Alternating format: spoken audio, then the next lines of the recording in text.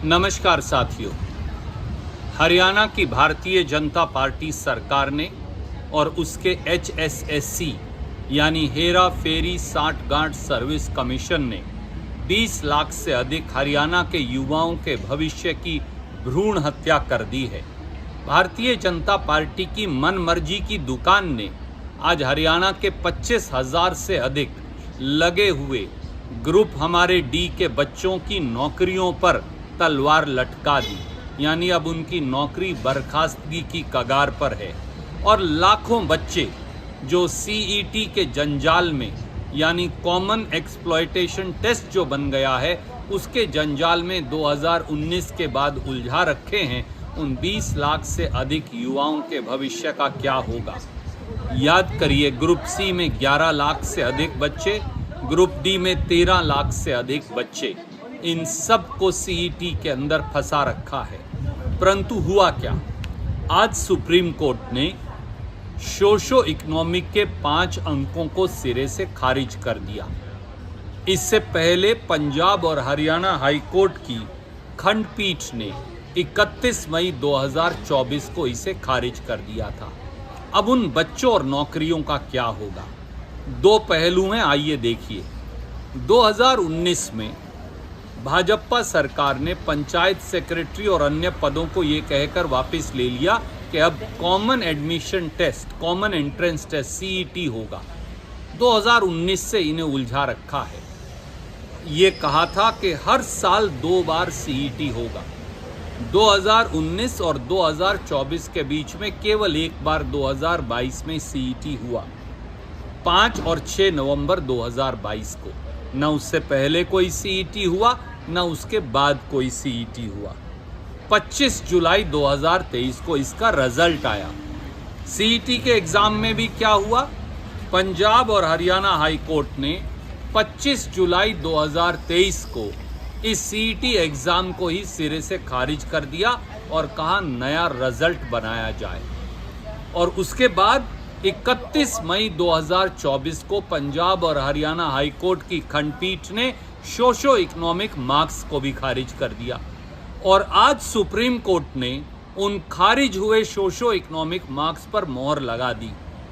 ये भर्ती रोको गैंग असली में खुद भाजपा सरकार है, क्योंकि ये बच्चों की भर्ती नहीं करना चाहती।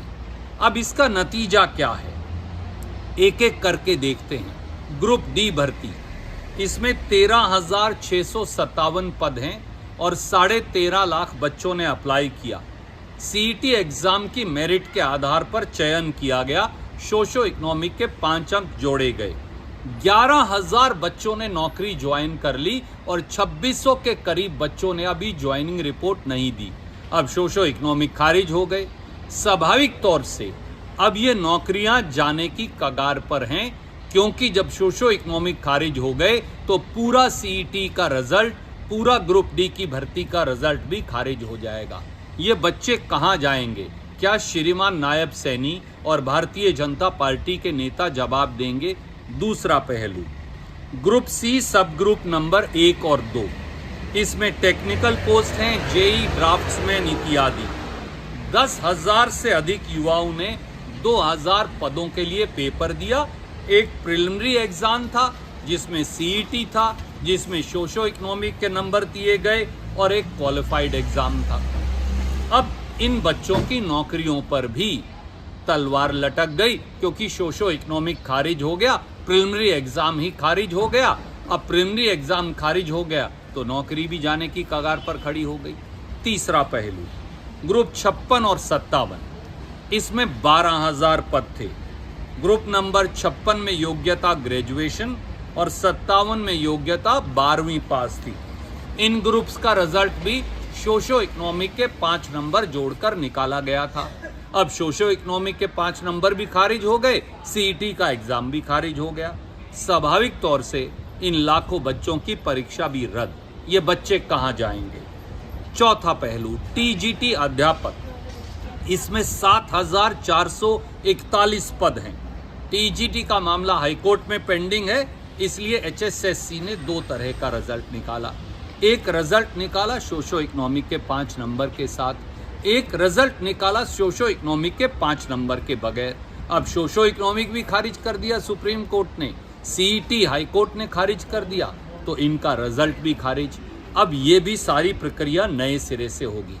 इस प्रकार से 20 लाख से अधिक बच्चों की जिंदगी अब जंजाल में फंसी है और इसका कोई जवाब ना श्रीमान नायब सैनी के पास है, ना भाजपा सरकार के पास। मन मर्जी की जो भाजपा की दुकान है, इसने हरियाणा के 20 लाख से अधिक युवाओं की भ्रूण हत्या की और 2019 के बाद सब नौकरियां सिरे से खारिज हो गई। क्या इसका जवाब देंगे? इसका जवाब एक ही है, HSSC हेरा फेरी 60 गांठ सर्विस कमीशन को खारिज किया जाए और हरियाणा के मुख्यमंत्री का जो एक नाजायज सरकार चला रहे हैं श्रीमान नायब सैनी जी, अब बच्चों के भविष्य की भ्रूण हत्या करने के लिए जिम्मेवारी लीजिए और इस्तीफा दीजिए। यही एक रास्ता है। जय हिंद, जय हरियाणा।